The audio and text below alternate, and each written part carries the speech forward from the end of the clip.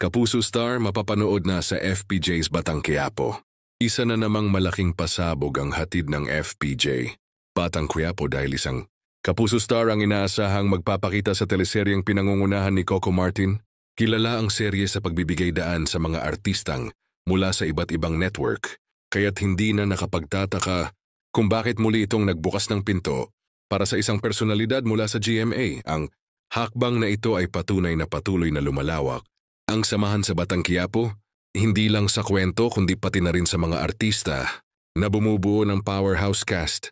Bagamat wala pang kumpirmadong detalye kung ano ang magiging papel ng Kapuso Star, marami na ang naghihintay kung magiging kakampi ba o kalaban siya ni Tanggol. Siguro sa mga fans, tiyak na mas lalong titindi ang mga eksena at magdadagdag ng bagong kulay sa takbo ng istorya ang kanyang karakter. Sa patuloy na pagdagsa ng mga malalaking pangalan mula sa iba't ibang istasyon, nananatiling numero 1 ang Batang Quiapo sa puso ng mga manonood. Lalo itong nagiging simbolo ng pagkakaisa sa showbiz.